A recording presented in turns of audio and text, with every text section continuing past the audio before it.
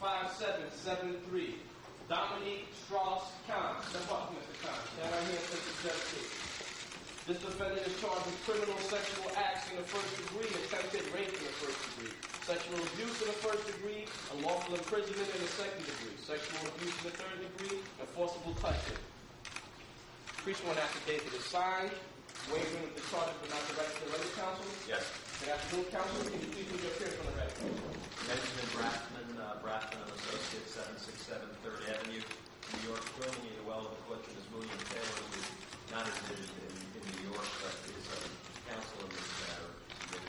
Hi, thank you. Good afternoon, Mr. Brathman. Good afternoon, people. Please put your appearance on the record. Yes, for the people, John A. McConnell and Daniel Alonso. Good morning, Judge. Hi, people. Your Honor, the people are serving felony grand jury notice and reserving statement and identification notice at this time. People are requesting that the court remand the defendant without bail. Your Honor, in consideration of the factors that are set forth in Criminal Procedure Law, Section 51030, subsection 2A, which I will discuss, will remand the defendant and hold him without bail. While the information that I will set forth about the defendant's background is preliminary, this is in fact one of the reasons why we feel at this time. Obviously, the case is relatively new in our investigation, not only of the case itself, but of the defendant are at a very early stage, and we are obtaining additional information on a daily basis regarding his conduct and background. Some of this information includes reports that he has in fact engaged in conduct similar to the conduct alleged in this complaint on at least one other occasion, and we are attempting to verify all of this, which certainly will take some time. The defendant, up until recently, was the head of the International Monetary Fund. He is a politician from France, an international figure. As a result, he's a man of tremendous and indeed global political and economic influence. And by all accounts, he's someone with access to substantial financial resources. He does not live in New York or even in the United States. He does not extradite this national in the United States. I'll address the extradition issues in more detail a little bit later, but suffice to say that it is in our view that if he went to France, we would have no legal mechanisms that would guarantee his return to this country to face these charges. Before you continue, may I inquire, what is the prior case that you or something? No, that was decided before. Thank you. May continue. In this case, Judge, the proof against the defendant, into detail, he has almost no incentive to stay in this country and every incentive and resource with which to leave it. The people believe that the defendant will be able to make almost any amount of bail, and even millions of dollars would be a small price for him to pay for his freedom and the chance to avoid prosecution for his crimes. Therefore, at this time, we are requesting that he be remanded. He's been made aware that the defense has attempted to put together a bail package, and of course, we will review any package, but that review will take time and considerable resources to verify the underlyings of such a package. So with respect to the factors in the CPL, I'd like to speak a bit about what we know about the case. With respect to the conduct that is alleged, the charges here in the underlying conduct are severe, as are the potential sentences that the defendant could face should he be convicted. And these factors alone, the people believe, make remand appropriate. The defendant restrained a hotel employee inside of his room. He sexually assaulted her and attempted to forcibly rape her. When he was unsuccessful, he forced her to perform oral sex on him. As a result, he's charged with 2 counts of criminal sexual act in the first degree, which is a Class B violent felony offense, 1 count of attempted rape in the first degree, which is a Class C violent felony, 1 count of sexual abuse in the first degree, which is a D violent felony, and 3 misdemeanor sex crime offenses. If convicted, he faces substantial prison time on each of these. As I mentioned, a maximum of 25 years on the B violent felony, a maximum of 15 years on the C violent, and a maximum of 7 years on the D violent felony offense. And because of the nature of the crimes, he would be, there is a potential for consecutive time for each distinct criminal act that he committed.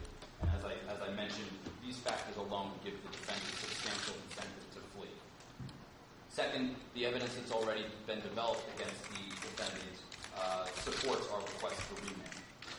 victim provides a very powerful and deep committed by the defendant, which established all of the necessary elements of the crimes that he's charged with. She made outcries to multiple witnesses immediately after the incident, both to forensic examination and the observations and findings during that exam corroborate her account. The crime scene unit from the New York Police Department also processed the hotel room, and while those results are not back yet, preliminary indications are that there may be forensic evidence that will support the victim's version of events. While we're reserving formal identification notice at this time, the court should consider that the defendant was identified in a lineup within 24 hours of the incident. Given the strength of the case as it now stands and the potential for additional evidence to be generated, the defendant has additional motivation to flee. We also know that the defendant has the personal, political, and financial resources to, in fact, flee and evade law enforcement. He is a person of means, sophistication. By all appearances, he has the resources to evade capture and prosecution were he to be released. He has an extensive network of contacts throughout the world that can and likely would assist him. As I mentioned, he is a French nationalist.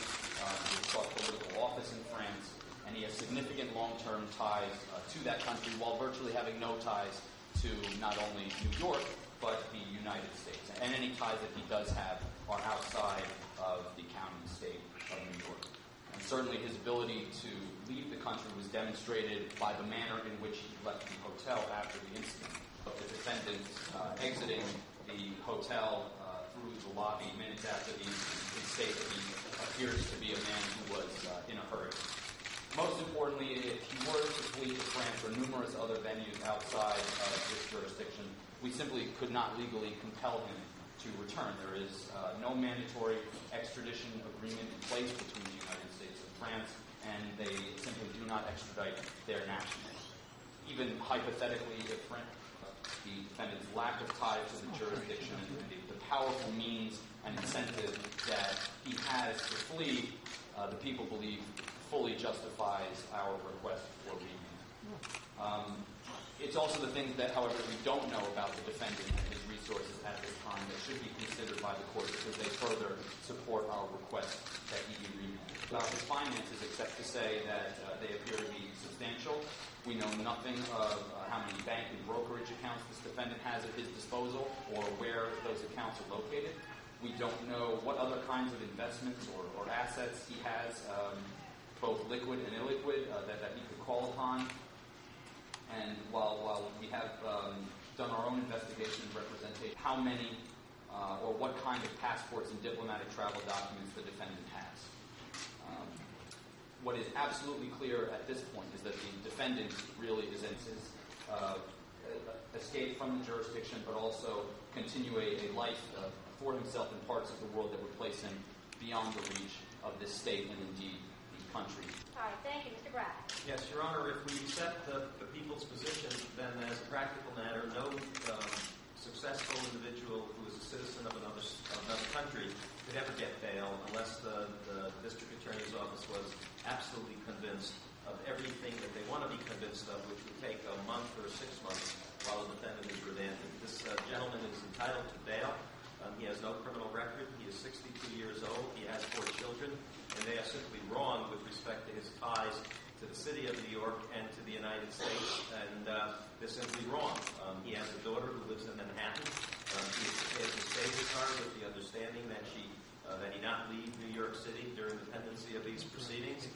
With respect to himself and his wife, they own a home in Georgetown in Washington, D.C., and to the extent that the defendant is a well-known, well-respected international person, he is also probably the most easily identified individual in the world today as a result of the publicity that has been generated during the past 72 hours. I also would add, for the benefit of the defendant, that he denies these charges, that he is presumed innocent under the law, something which I did not hear at all coming from the people's position, and he is presumed innocent, and indeed this is a very defensible case. There are significant issues that we have already found simply with preliminary investigation that in our judgment makes it quite likely that he might ultimately be exonerated. I would also add to the court that it was the defendant who alerted the hotel security to his location, which led to his arrest, because in having discovered left his cell phone at the hotel.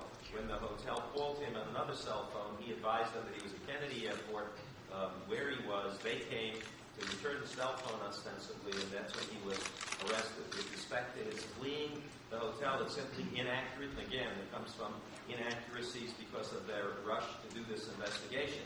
The record will reflect that he was in the vicinity of the hotel for several hours before fleeing to the hotel after checking out. And the reason he was rushing is because he had a luncheon appointment, and the person who he had lunch with would be able to testify to that. So this theory that he ran out of the hotel and ran to the airport to run away is simply not true. I'd also indicate that he went to the airport on a flight that was booked long before this incident for a meeting in Germany. We have the itinerary, which we can show to the court in electronic format, which showed that he had a flight with Air France at 4 p.m. approximately on Saturday, that he was going there and that he knew he was going there. This has nothing to do with him attempting to flee the jurisdiction. He was going to Germany in connection with his duties on behalf of the IMF. This is an individual with no criminal record. I can't respond to allegations that were made in a foreign country that did not result in any criminal prosecution or consideration. Let me indicate also, Your Honor, that what we have done over the past several days now is, I think, can only be described. We, at the end of the day yesterday, after the lineup was conducted, we were told for the first time early evening that the district attorney's office would seek a warrant to have the defendant examined physically, and photographs would be taken. In order to expedite the process, we executed a consent agreement that permitted the district attorney's office to do this examination without requiring the intervention of a warrant, certainly not consistent with someone who is looking to have something arrangement so that people wouldn't stay here till 1 o'clock in the morning when it became apparent that they would not be finished with the examination. So we're here today. But everything the defendant has done since the time of his arrest has essentially been cooperative. There's no attempt to frustrate this investigation, and the defendant, more than anything else, has a very important incentive to clear his name. And the only way he can clear his name is fight these charges. The forensic evidence, we believe, will not be consistent with a forcible encounter, and we believe that there is a very, very defensible case, and he should be entitled to bail. With respect to the travel documents, let me submit respectfully that the government has, the district attorney has in his possession, the passport of the defendant, the only passport that he has. They ask me whether in addition to that passport, he has an official passport, and we have confirmed with the consulate that he does not have an official passport. In the defendant's office in Washington, Bill Taylor, whose office is in Washington, is prepared as an officer of the court to accept custody of that document, turn it over to the district attorney's office with the understanding that it would not be returned to the defendant at any time without court approval. In addition, we have prepared an affidavit in which the defendant agrees to waive extradition should he violate the terms of his bail and return to France. The district attorney tells me this is essentially not a document that I think is worth a lot because, one, it demonstrates the defendant's willingness to do whatever is necessary to ensure his presence so that he can defend this case in New York without being remanded while he is still remain in New York City without prior approval from the court. Post $1 million bail. He has posted his travel documents. He has no other travel documents. And we submit those respectfully that that is a reasonable bail package. Indeed, it's a substantial bail package. And I want to end by explaining to the court that everything that I have heard is that he is a French citizen, and as a result of no extradition treaty with France, if he goes to France, we will not be able to get him back. That is the principal moving force, in my opinion, that they argued as to why he should be remanded. Because if it's not that factor in the mix, the fact that it's a serious crime, he's presumed innocent, he has a right to bail. The fact that bail is $1 million is certainly adequate, in my judgment, most respectfully, for this crime, even though it's a serious crime. And to be candid, Judge, our investigation, that as Your Honor knows better than all of us, what happens at a trial down the road is a guess right now. And that's why under the criminal procedure law of the state of New York, everyone is entitled to reasonable bail that will simply assure their presence, not to punish the defendant, and effectively submit that with the affidavit, with the surrender, the travel documents, with the fact that the defendant consented to be forensically examined. We ask that the court set bail in the amount of $1 million, surrender of his travel documents with the condition that he remain resides with his daughter in New York City without prior approval from the court, and that he not leave the city of New York without prior approval of the court or without notice through the district attorney's office to the extent he needs to confer with counsel in Washington, and if that's not agreeable, then we'll do everything in New York. His wife is flying in from, I respectfully ask the court to grant him bail that he is entitled to as a matter of law in the discretion of the court. Well, Mr. Brathman, you're absolutely right. The same rules apply to your client as to anybody else who appears before this court. As you know, you've practiced before me, and you know I'm a fair judge. But at the same time, the only thing that I am here to consider is not whether or not your client is guilty or innocent, but whether or not there is a real risk of flight. That is the only thing that I am allowed under the law to consider, and that is a matter of discretion. And when I hear that your client was at JFK Airport about to board a flight, that raises some concern at this point. Let us is alleged to have occurred at 12 o'clock. We have a consistent itinerary of where the defendant was, who he was with, all during the succeeding hours from 12 noon until he arrived at Kennedy Airport. I have an electronic format proof that his itinerary between May 13th and May 18th had been set for days in stone in connection with his duties on behalf of IMF. The flight that he was about to take at JFK was a flight that had been previously scheduled for days, long before this incident occurred, not a flight scheduled after the incident occurred so that he could flee the jurisdiction. Being on that plane was consistent with where he was supposed to be going, and people were expecting him in a foreign country in connection with his official duties. So this isn't someone who's about to board a plane to flee a crime scene or flee a jurisdiction. This is someone who is alleged to have an encounter at noon. There is a series of meetings that occur consistent with his itinerary between noon and when he comes to the airport. And when he gets to the airport, the call he gets is from the hotel concerning his cell phone. I had more than one phone. And he tells them where I am, and they make arrangements to deliver the phone. That's not consistent with someone who's trying to conceal his whereabouts so he can get on a flight and leave. He had a 10-minute window where he would be gone if that were his intention. And for the price of a cell phone, he would not have said to hotel security, I'm at Air France about to board a plane. If I've just committed a crime at a hotel in New York, the last thing you would want to do is report to hotel security where you are. Their theory is simply inconsistent with logic, and it's inconsistent with guilty knowledge or consciousness of guilt. So I understand what you're saying, Your Honor, but their timeline is simply, they're looking at the end, not where he was up to after this incident is alleged to have occurred. All right, tell me about the laissez-passer. The laissez-passer is a document which work that Mr. Strauss-Kahn is involved in. It's essentially a VIP pass. It generally requires that you have a this is not my phone. Thank you. No, it's not my phone. A laissez-passer is a document that essentially assists someone who is considered to have VIP status getting boarded on a plane, getting onto a plane. It's essentially issued by the United Nations.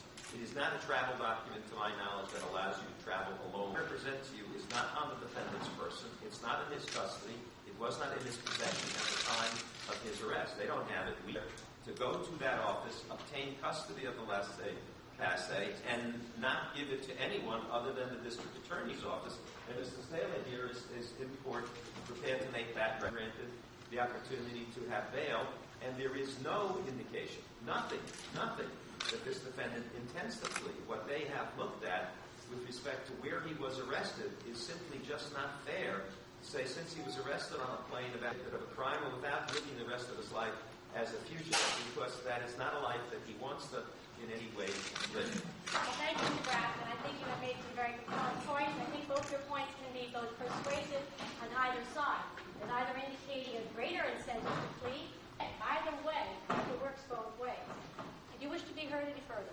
Just on the whole issue of the state of California wanted him back for a sex crime for 10 years. He lived openly and notoriously in France. Well, sir, Everybody knew I who he know was. that's fine. I agree with Mr. Brathman.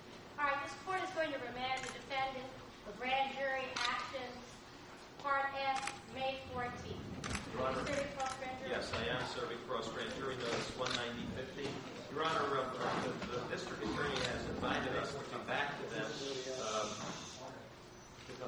at some point if we have a bail package that we think they would be willing to consider. Let me ask the court, would Your Honor change your mind if what we were to add as a component to this bail package is electronic monitoring, an ankle bracelet that would require him to remain in the United States? We have begun to investigate that issue. Unlike the federal system, New York requires us to use an outside vendor. It has to be a vendor that's approved by the district attorney's office. We made some preliminary calls. It is prohibitively expensive, and I think it's unnecessary. But given Your Honor's decision, I would ask the court if we are able to come to an agreement in principle with the district attorney's office, would we be able to come back here rather than go somewhere else, assuming we can do this in the next 24 hours? I think you're going to have to go somewhere else, Mr. Grafton. The agreed upon negotiations between the parties is really something that I don't think is appropriate for the court to entertain. We most certainly may go to another venue, feel my decision here today, but I don't want to have another application about something that the DA is agreeing with you. This is the court's decision. I think that he's a private flight risk, and I remain. Okay. Can the record reflect that I have both served or will serve in writing 19050 notice? Thank you, Mr. Grafton. Maybe I have to ask a moment just to look at the Thank you, Judge. Your Honor, can I... Officers, take charge. What? Yeah.